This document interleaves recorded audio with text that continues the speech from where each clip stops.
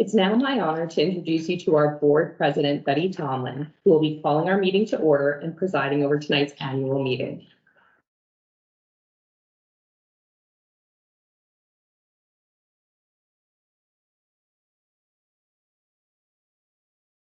Good evening, Crossroads member. I now call to order the business meeting. Do we have confirmation of quorum and notice of meeting? With respect to the quorum, Crossroads Credit Union bylaw section 6.10 requires at least 15 members entitled to vote be present at the annual meeting. Our records show we have 26 members in attendance for tonight's meeting.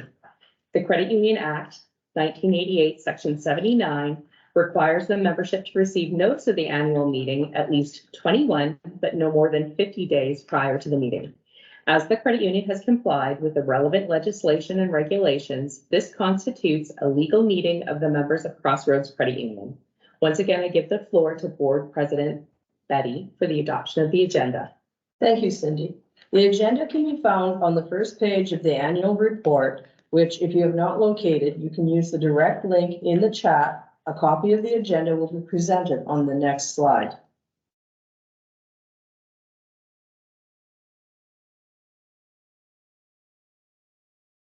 At this time, I ask for two members to raise your hands to make a motion to adopt the agenda.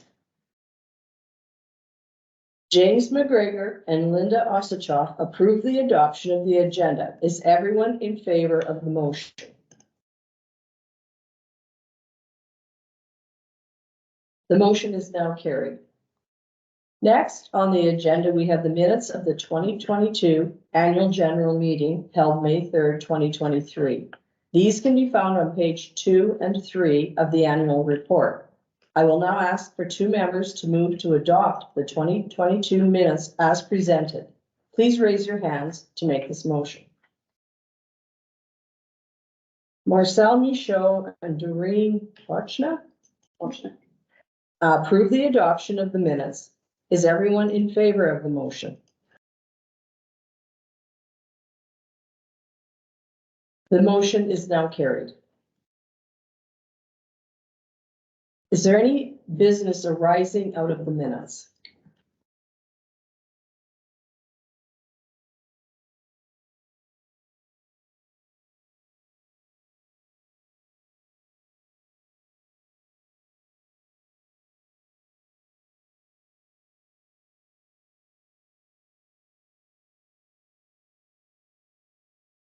Hearing none, I'll move on to the board president's message.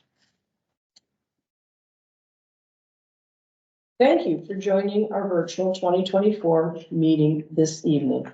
As we look at the past year with Crossroads, we again hear the word change.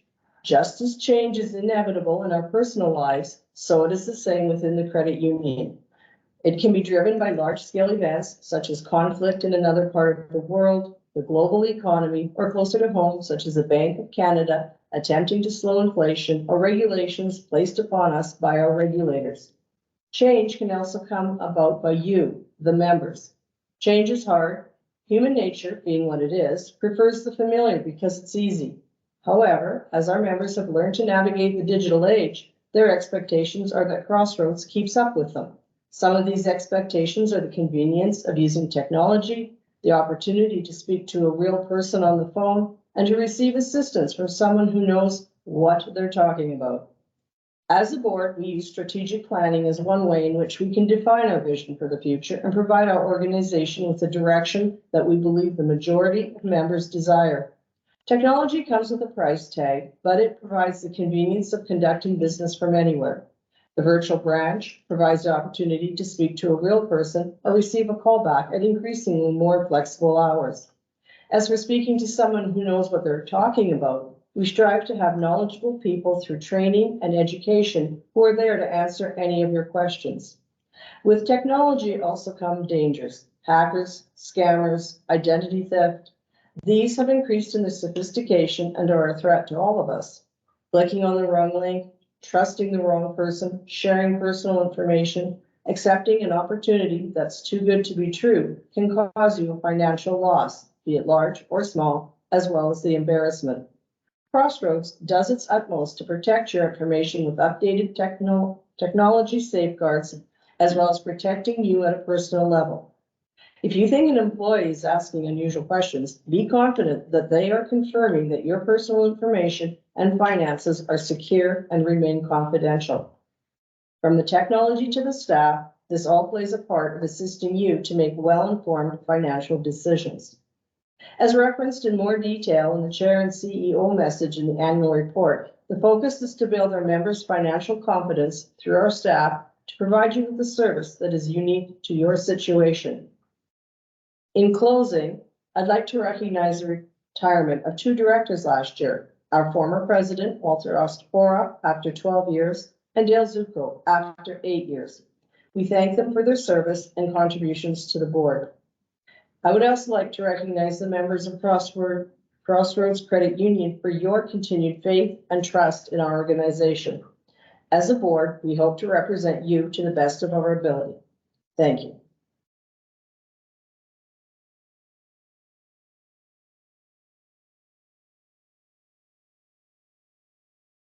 Thank you, Betty.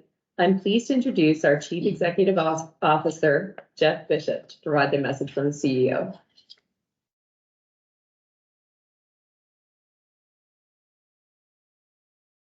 Thank you, Cindy, and good evening, members.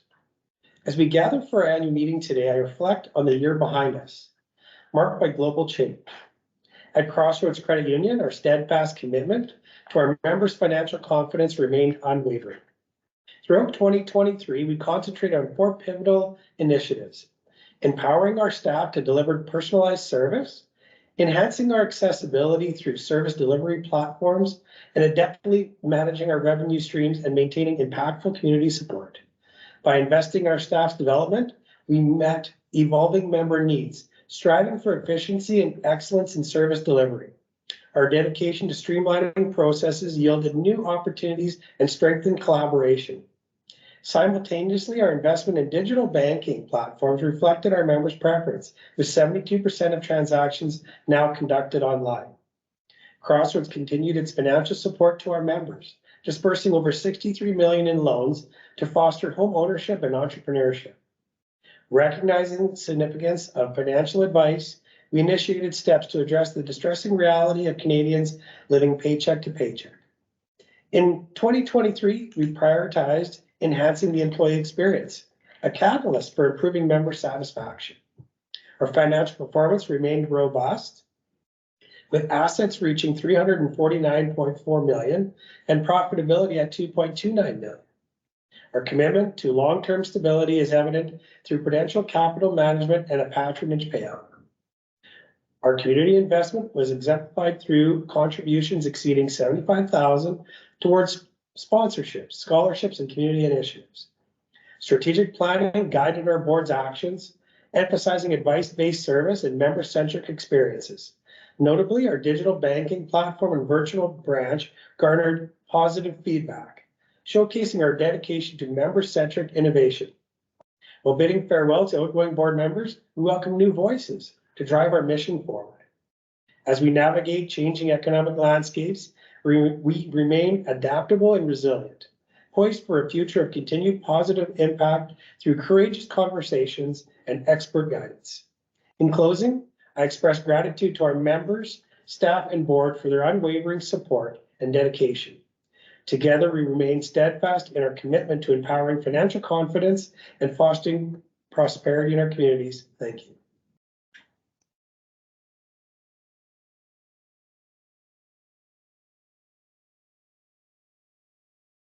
Thank you, Jeff.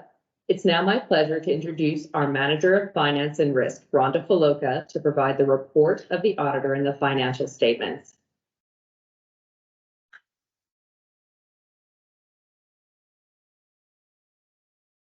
Thank you, Cindy, and good evening, everyone. I am pleased to present a summary of our 2023 audited financial statements. On the screen, you will see the report from our auditors, Myers, Norris, and Penn, which provide an unqualified opinion, meaning that the financial statements are presented fairly in accordance with all reporting standards. This report, along with the full financial statements, have been available on our website for the past couple of weeks. If you haven't had a chance to review them yet, I would encourage you to do so. As Betty and Jeff spoke to, 2023 was a year of continual change. However, Crossroads saw another financially successful year. Our balance sheet experienced a 3.2% growth, concluding the year with $349.4 million in assets, surpassing our 2.6 budgeted target. This growth primarily stems from loans, which are funded by the deposits that we hold. In 2023, our performance closely mirrored the prior year, with loans exhibiting substantial growth at 9.5%, outpacing our deposit growth of 1.95. Additionally, our off-book portfolio grew by $7.5 million, or 11.7%, more than double compared to the previous year, which was driven by both sales and market movements. As a result, our combined on and off-book assets now total $421.4 million. Sources of income for Crossroads come from two revenue streams. The first source is interest income, which represents the interest earned on loans and investments, net of the interest paid on deposits. The second source is non-interest income, which includes service charges, various fees, commissions, etc. Net interest income decreased $2.8 million, or 22.7%. Although we saw an increase in loan revenue due to rate increases, we also saw higher deposit costs. Our other income decreased by $406,000, or 18.6%. Operating expenses covering personnel, member security, organizational, occupancy, and general business rose by $559,000, or 7.3%. This upward trend aligns with the overall ongoing increase in costs. Regarding the profitability of $2.2 million, this signifies a return to normalcy after substantial dividends in the prior year. These earnings enable us to provide a patronage payment of $340,000 to our members in June. Crossroads maintains healthy capital and liquidity levels through strategic balance sheet management. Our ongoing focus remains on meeting regulatory standards, achieving our strategic plans, and being able to give back to our members. For more details on the financials, you can access the full set of audited financial statements and the auditor's report on our website. So at this time, we would invite you to ask any questions that you may have before the reports are adopted. Remember to use the question and answer function to type in your question or indicate if you would like to be unmuted. Thank you.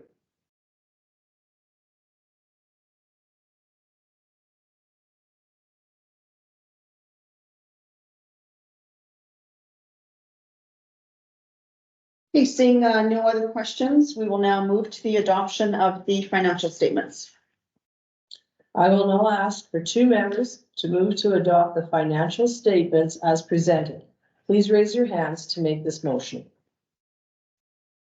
Carla Bagheera, approve the adoption, make a motion to approve the adoption of the financial statements as presented. Is everyone in favor of the motion? The motion is now carried. It's now my pleasure to present our Audit and Risk Committee Chair, Veronica Wildosh, for the appointment of the auditor. Meyer Norris Penny, MNP, were our external auditors for 2023.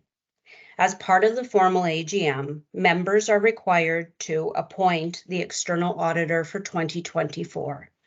As part of the board's due diligence this year, a request for proposal, RFP, was requested from external audit firms. From those received, we conducted a review. The board has considered this item and are recommending that MNP be appointed as external auditor for Crossroads Credit Union for 2020.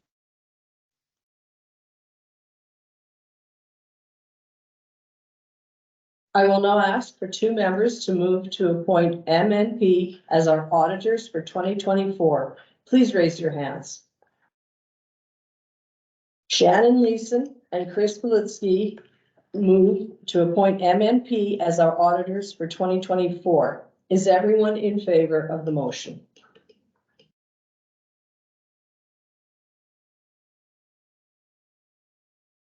The motion is now carried.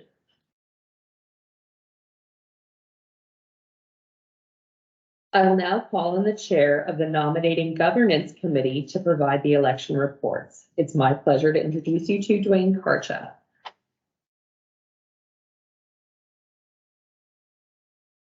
We had terms of directors expire in all three districts of Crossroads Credit Union.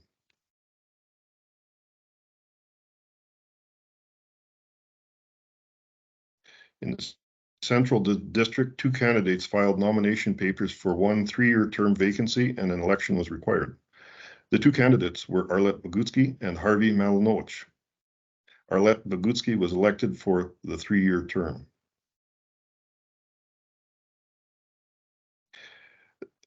Northern District, 1 candidate filed nomination papers for one vacancy, and Chris Belitsky was elected for a 3-year term by acclamation. Western District, 1 candidate filed nomination papers for one vacancy. Myrna Daviduk was elected for a 3-year term by acclamation. The vacancy in this district was created by the retirement of a long-term board member. And Betty, may I call on you to say a few words? On behalf of Crossroads Credit Union, I would like to thank you, Murray, for your 30 years of service on the board. Your knowledge and experience have played a part in the success of Crossroads. All the best in your future endeavors. Once again, the annual report and financial statements are available on our website. If there are no more questions, that now concludes our 16th annual general meeting. I would now ask for someone to adjourn the meeting. Could I have a member raise their hand to adjourn the meeting? Tyler Anderson has adjourned the meeting. This concludes the Crossroads Credit Union annual meeting. Once again, I'd like to thank all of our members for joining us.